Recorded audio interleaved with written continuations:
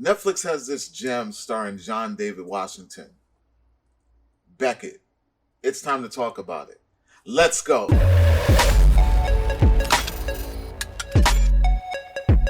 What's going on, everyone? Welcome to Klepcx FM, brought to you by wearecritics.com, a place where we talk about movies, television, and pop culture. And if you're into that kind of thing, make sure you hit the subscribe key and that notification bell so you can be up to speed about everything that I talk about here. Now, ladies and gentlemen, I had the opportunity to see this new film coming to Netflix this weekend.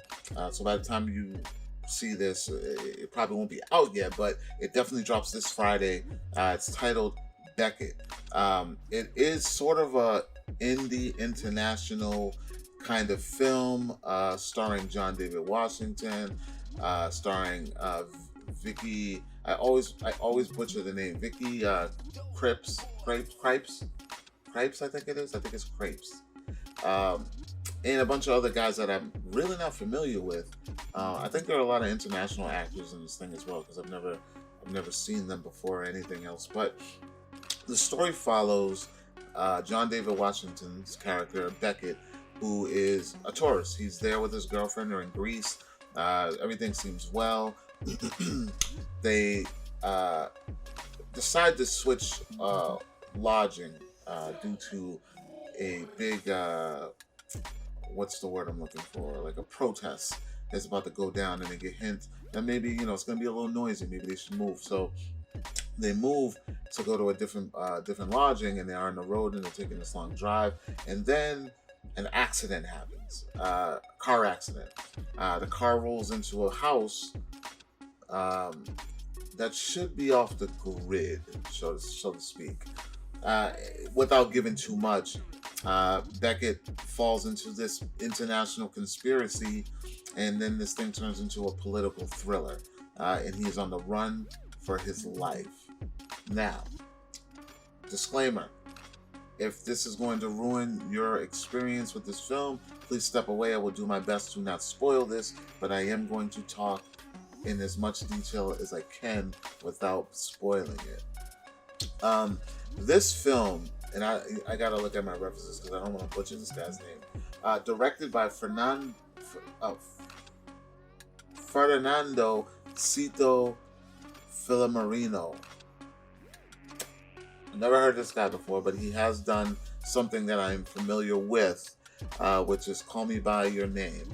I know this movie, but I never saw this movie, and I know it was popular, and it was a big deal at that time when it came out. So this guy has helmed this film. He wrote and directed it alongside Kevin Rice. And the way he tells this story, guys, I gotta tell you, we've been spoiled. We've been very, very spoiled as moviegoers. And what I mean by that is, with all the car chasing and all the explosions and the magic and the superpowers and the CGI, we have lost our way in ways to learn to appreciate real cinema.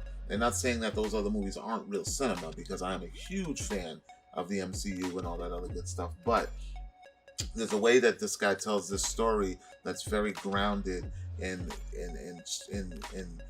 kind of strips away all that nonsense and gives us a mild manner character who's not highly trained in weapon ops or hand-to-hand combat or has poor instincts. Like, Beckett is the average Joe stuck in a situation trying to survive a night. And it is suspenseful, it is cool, it is entertaining. It has a slow burn, I'll give you that. Like, the beginning of this film, I wasn't sure where it was going to go. The only thing that I knew about this film was what the trailer showed me, so I knew something was going to happen. I just didn't know when it was going to happen. So that would probably be the biggest downfall of this film. But other than that, this thing, it took me back to like films like The French Connection, Surviving the Game, Serpico. Like, it brought me back to like grounded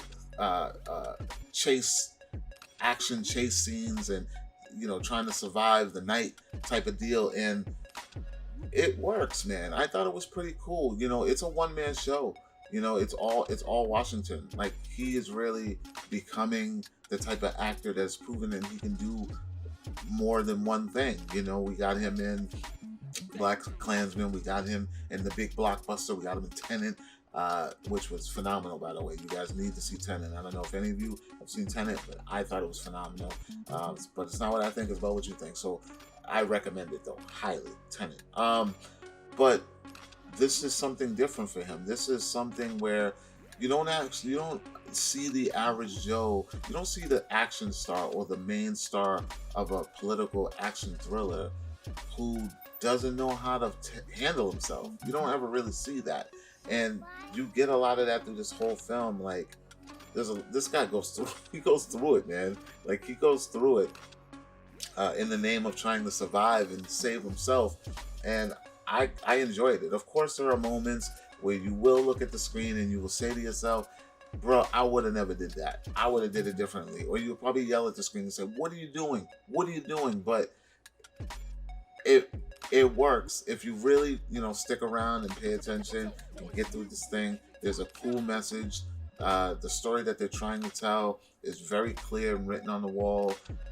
Beckett is a man who at one point feels like he's lost it all, and he's on the go and on the run for his life, and then an epiphany happens, and he realizes that his survival is bigger than himself.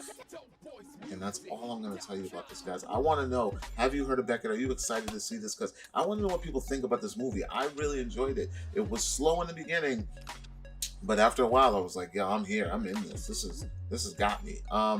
Guys, let me know what you thought or what you think, or if you're going to be watching this. Like, comment, share. Make sure you subscribe. Again, Beckett hits Netflix Friday the 13th, is it? I think it is this weekend, yes. This weekend. Like, comment, share. Make sure you subscribe. And for more movie news, television news, pop culture, and my podcast, and a full written, lengthy, non-spoil review of this is on our website, wearecritics.com. And I will talk to you all later. Peace.